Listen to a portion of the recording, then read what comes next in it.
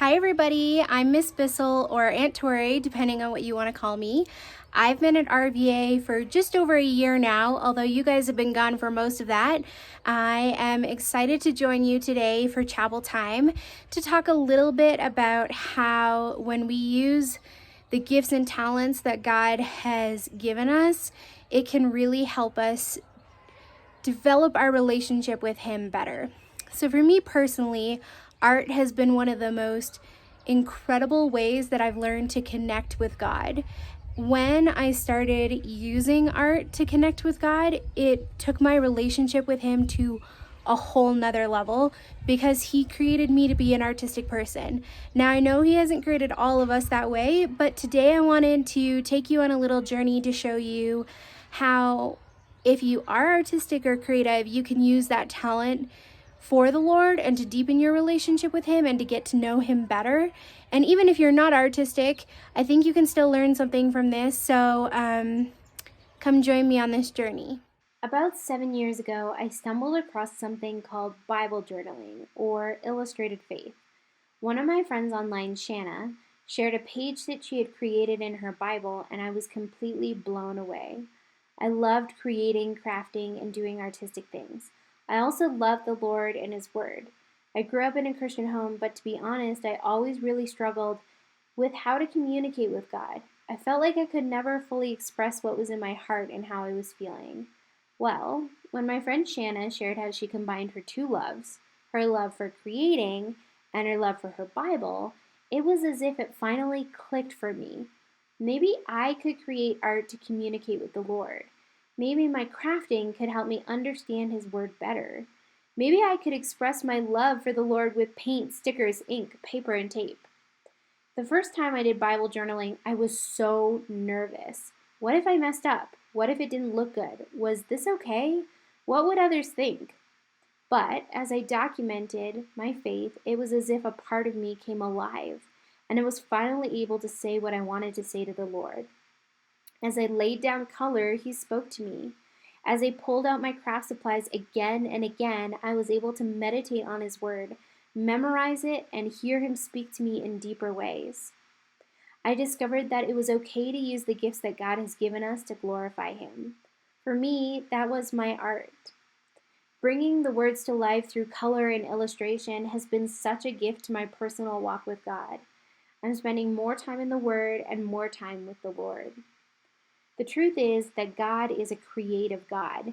The very first verse in the Bible tells us that He was creative. In Genesis 1:1, it says, "In the beginning, God created the heavens and the earth."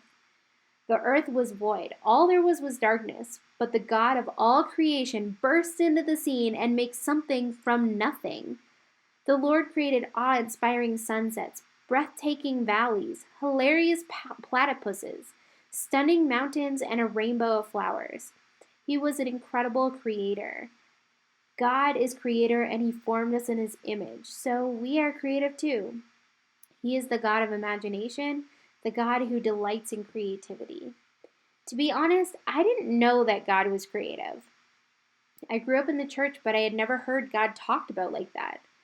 I knew a God of religion, a God of rules and regulation, do's and don'ts, a God who judges us for our sin, but thankfully made a way we could be forgiven. I struggled to talk to that God because I felt like we had nothing in common.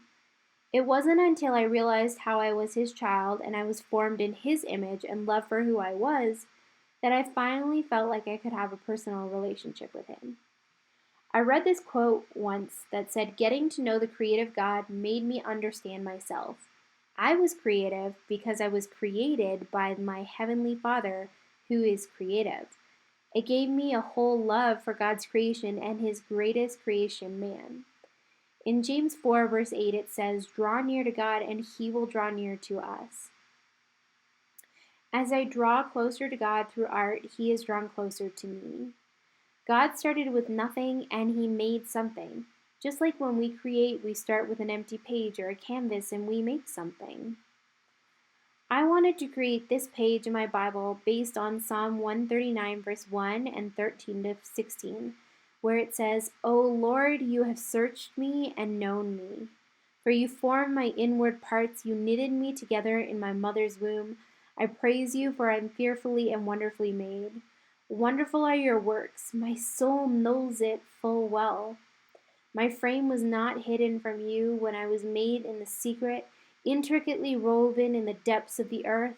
Your eyes saw my unformed substance. In your book were written every one of them, the days that were formed for me, when as yet there were none of them. Listen to the words of an incredible creator. He knows you, formed you, knitted you together. You are fearfully and wonderfully made. His works are wonderful. You were made, intricately woven together. His eyes saw your unformed substance. He created me to create, and I can create like he creates. Think about it like this. Michelangelo painted beautiful scenes on the ceilings and the walls of the Sistine Chapel in the Vatican in Italy. Leonardo da Vinci painted The Last Supper, which depicts Jesus' last meal with his disciples. George Friedrich Handel was a German musician and composer, and he composed Messiah in 1741. While he was composing it, one of his servants overheard what he was writing, and he said, "I did think I see all of heaven before me, and the great God himself." When we use the gifts and talents that God has given us, it glorifies him and points to the greatest creator of all time. In Exodus 35, verse 35, we read that he filled them with skills to do all kinds of work. Engravers, designers, embroiderers in blue, purple, and scarlet yarn, and fine linen, and weavers, all of them skilled workers and designers. In Ephesians 2, verse 10, it says that for we are God's handiwork, created in Christ Jesus to do good works, which God prepared in advance for us to do. When we create, we point back to the divine creator who has given us that ability to create. The Sistine Chapel depicts this moment when the finger of God is outstretched towards man. Honestly, I know that Bible journaling isn't for everyone. I use a Bible that's specifically designed for journaling, but other people like to do it in a notebook or on a piece of paper or even on a canvas. God's desire is that we would worship him and commune with him. For me, that looks like art, but maybe for you it looks like spending time in nature or going for walks, or it means writing, composing music, or even just listening to music. In Romans 12, verse 6, we read, "We have different gifts according to the grace given to each of us." In Timothy 4, verse 14, we read, "Do not neglect your gift." And in Colossians 3, verse 23, we read, "Whatever you do, work at it with your whole heart as working for the Lord, not for human masters." We often think about creativity only in terms of creative arts, but creativity is so much more than that. When we use our God-given abilities to solve problems, we are tapping into creativity. When we write the words God has given us, we are using creativity to express ourselves. When you're out on the court and you've made an incredible save, you are using creativity with your body. Creativity comes in all different forms. Your creativity is an instrument of worship. What are some of the gifts and talents that God has given you?